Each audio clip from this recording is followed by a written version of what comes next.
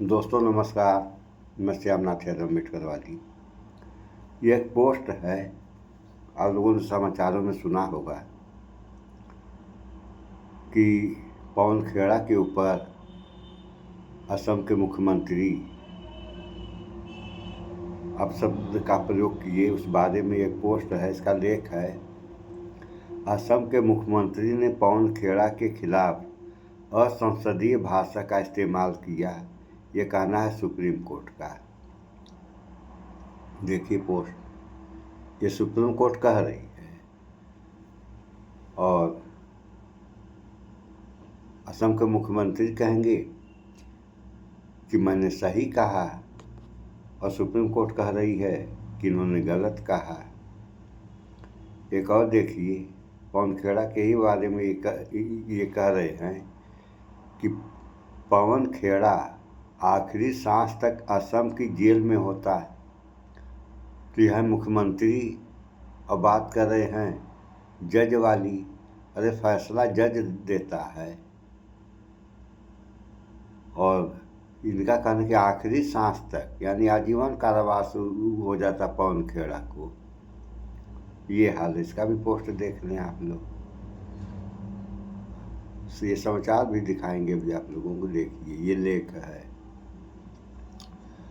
और इस पर थोड़ा सा समाचार भी आप लोग देख लें कि क्या कह रहे हैं और इनको ऐसा कहना चाहिए तो बेल लगा रहे हैं या नहीं कहना चाहिए। पॉलिटिकली कांग्रेस पार्टी को सुनिए, एक लॉन्ग टर्म सोचना पड़ेगा कि आप कागज झूठ-मूठ का बनाए तो अच्छा से बनाओ, अच्छा काम मत करो।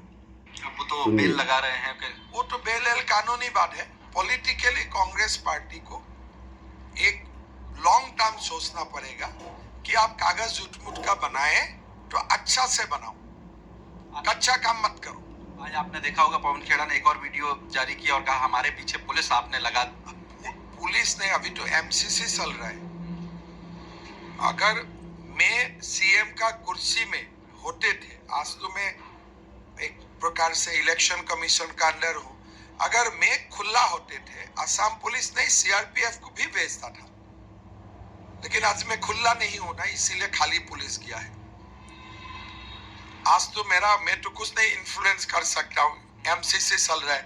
अगर एमसीसी नहीं होते थे, पवन खेड़ा दिल्ली से हैदराबाद जा ही नहीं सकता था, बीच में ही फ्लाइट से उतार के ले आते थे। सुन लिया आप लोगों ने। वो तो यही कह रहे थे मैं गुवाहाटी में बैठा हूँ, आप रोकिए मुझे चुनौती। तो फिर खबर किया वो 6 बजे भाग गई, चुनौती दिए, फिर सुबह ही भाग गए। जब तक वो चुनौती हमारा नजर में आया, हम भी तो सुनाओ करके आया। जब तक वो वीडियो हमने देखा तब तक पवन खेड़ा दिल्ली, फिर दिल्ली से हैदराबाद वही दिन। तो इस पूरे मामले की पुलिस अभी कंटिन्यू इन्वेस्टिगेट करेगी। पुलिस का इलेक्शन भी देखिए, आफ्टर इलेक्शन भी पुलिस का जिम्मेदारी है इन्वेस्टिगेशन करना। लेकिन अगर बीजेपी का सरकार हो जाता है तब पवन खेड़ा जीवन का अंतिम दिन असम का जेल में ही बिताएगा। सुन लिया आप लोगों ने, ये कहना है। और हाँ, ये मुख्यमंत्री वो भी आसाम के संवैधानिक पद पर बैठे हैं और भाषा इनकी ये है। थोड़ा सा एक वीडियो और देख लीजिए आप लोग। इसका लेख है, पवन खेड़ा को जमानत देते सुप्रीम कोर्ट ने हेमंता की राजनीति पर क्या सुना दिया। और पवन खेड़ा को हेमंता बिस्वा शर्मा ने खेड़ा की जगह पेड़ा भी कहा है।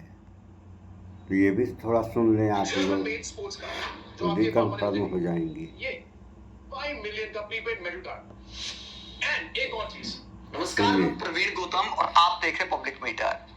दोस्तों, पवन खेड़ा को जमानत देते हुए सुप्रीम कोर्ट की सुनवाई में जो हुआ, वो सवाल खड़े करता है कि मान लीजिए पवन खेड़ा के पास कांग्रेस के अच्छे वकीलों की फौज ना होती, कांग्रेस का साथ ना होता, अच्छे वकील ना होते, तो क्या पवन खेड़ा आज के दिन जेल से बाहर होते? अगर कोई पत्रकार होता और कोई बुद्धिजीवी होता तो शायद जेल में होता। जब हाई कोर्ट ने ही जमानत से इनकार कर दिया था तो क्या इतनी जल्दी सुप्रीम कोर्ट पहुंचा जा सकता था? लेकिन पवन खेड़ा के पास अच्छे वकील हैं तो सुप्रीम कोर्ट ने जमानत दे दी और जमानत देते हुए असम के सीएम हिमंता बिस्वा शर्मा की राजनीति पर जो सुनाया वो बीजेपी को सुनकर थोड़ा शर्मिंदा होना चाहिए। लेकिन मोदी राज आने के बाद शर्मिंदा होने का कल्चर राजनीति से गायब हो गया है। चाहे सुप्रीम कोर्ट का कोई फैसला आए, चाहे दुनिया में कोई पैगाम जाए, लेकिन बीजेपी आजकल उसी तरीके से राजनीति करती है जो बीजेपी को फायदा पहुंचाता है। अब आपको बताते हैं कि सुप्रीम कोर्ट की सुनवाई में हुआ क्या। असम के सीएम हिमंता बिस्वा शर्मा की पत्नी रिंकी भुइया शर्मा ने ये आरोप लगाया था कि पवन खेड़ा ने प्रेस कॉन्फ्रेंस करते हुए उनके बारे में झूठा दावा किया कि उनके पास 3 देशों का पासपोर्ट है, फर्जी दस्तावेज पेश किए, उसके आधार पर एफआईआर दर्ज की जाती है। उसके बाद तरह तरह के बयान सामने आते हैं हिमंता बिस्वा शर्मा के कि पवन खेड़ा का पेड़ा बना दूंगा, उसको पेल दूंगा, जिसकी चर्चा आज सुप्रीम कोर्ट में भी हुई। सुप्रीम कोर्ट के जजों को बोलना पड़ा। हिमंता बिस्वा शर्मा की भाषा असंसदीय थी। उसके बाद जमानत देते हुए क्या टिप्पणियां की है पूरी कहानी आपको सिलसिलेवार तरीके से बताते हैं। पहले बात करते असम सरकार की तरफ से तुषार मेहता ने क्या दलील दी जो काम नहीं आई सुप्रीम कोर्ट में। तुषार मेहता ने दलील देते हुए कहा और पवन खेड़ा पर आरोप लगाते हुए कहा, जांच में पाया गया है कि उन्होंने तीनों जाली और गढ़े हुए पासपोर्ट दिखाए।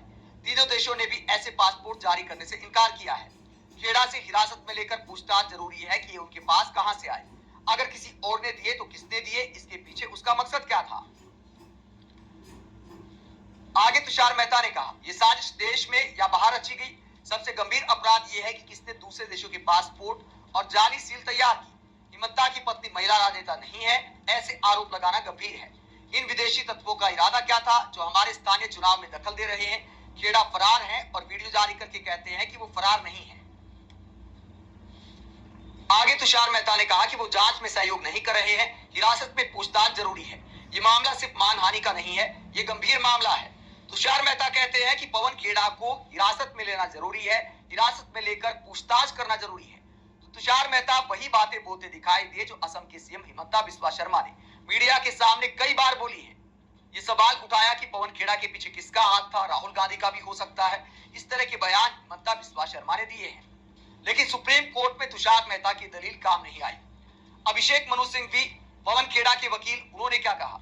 असम के सीएम हिमंता बिस्वा शर्मा पर कटाक्ष करते हुए और अपने तर्क रखते हुए अभिषेक मनु सिंह भी पवन खेड़ा की तरफ से कहते हैं, मान लीजिए कि आखिर में मुझे यानी पवन खेड़ा को दोषी ठहराया जाएगा तो मुझे गिरफ्तार करने की क्या जरूरत है। ये जरूरत साफ तौर पर सिर्फ कॉन्स्टिट्यूशनल काउबॉय के अलग अलग बयानों में दिख रहे गुस्से की वजह से पैदा हुई है और ये कानून नहीं है। यानी यहाँ पर हिमंता बिस्वा शर्मा के गुस्से का जिक्र करते हैं अभिषेक मनु सिंह भी, क्योंकि कई बयान आए थे पेल दूंगा, पेड़ा बना दूंगा, तो उन बयानों का जिक्र किया अभिषेक मनु सिंह भी ने और कहा कि अगर मैं इस सिचुएशन में आप लोगों ने तो फिर अग्रिम जमानत ये हाल है। और कहने को असम के मुख्यमंत्री जो संवैधानिक पद पर बैठे हैं और कैसी भाषाओं का प्रयोग कर रहे हैं आप लोगों ने समाचार में सुन ही लिया। तो इसी तरीके से और ऐसे ऐसे लोग ऐसे ऐसे पदों पर रहेंगे तो इस देश और इस देश की जनता का क्या होगा, इस पर थोड़ा विचार करें आप लोग। अन्यथा ये 140 करोड़ लोगों का देश है और आप लोगों ने समाचारों में सुना होगा कि बगल में नेपाल है और नेपाल के प्रधानमंत्री जो बालन शाह बने हैं, इन्होंने सरकारी स्कूल को मान्यता दी और प्राइवेट जो भी स्कूलें हैं सारे स्कूलों को बंद कर दिया। तो क्या ऐसा डिजिटल इंडिया में नहीं हो सकता है। अब यहाँ पेट्रोल डीजल के दाम नहीं बढ़ेगा, खैर तो गैस के ही दाम बढ़े हैं, लेकिन डीजल पर बालन शाह ने 12 रुपया एक झटके में घटा दिया और यहाँ कमर्शियल सिलेंडर पर 1000 रुपया के लगभग रेट बढ़ गया एक झटके में, वो भी 1 मई को। 1 मई के पहले दिन का तोहफा सरकार ने दिया जनता को और ऐसे ही तोहफे चाहिए भी जनता को, क्योंकि अब देश चलाने के विश्व गुरु बनाने के लिए कुछ महंगाई तो झेलनी ही पड़ेगी जनता को। अगर महंगाई नहीं झेलेगी जनता तो विश्वगुरु बनेगा कैसे और विकासशील राष्ट्र कैसे बनेगा? तो इन सब बातों पे आप लोग विचार करिए। हाँ, रहेगी बात ये कि जो भी लोग चाहे संवैधानिक पदों पे हों या आम जनता हो, सारे लोगों को शब्दों पे विचार करना चाहिए कि हम क्या कह रहे हैं और समाज में या लोगों के ऊपर इसका क्या प्रभाव पड़ेगा। जैसे सुप्रीम कोर्ट ने कहा ना कि हिमंता बिश्वा शर्मा ने जिस भाषा का प्रयोग किया वह गलत भाषा का प्रयोग किया। तो अगर आदमी गलत है तो सारे लोग उसको गलत नहीं कहेंगे, कुछ लोग तो सही भी कहेंगे। जो उनके विचार के रहेंगे वो कहेंगे कि इसने जो कहा या किया वो सही किया, लेकिन जो सही विचार के रहेंगे वो कहेंगे कि इन्होंने जो भी कहा या किया वो गलत किया। सो इन सब बातों पर विचार करें आप लोग, भाईचारा बना कर रहें। इस वीडियो में इतना ही। स्वच्छता अपनाएं, शुद्ध खाएं, स्वस्थ रहें, शिक्षित बने। जय विज्ञान, जय संविधान। नमस्कार।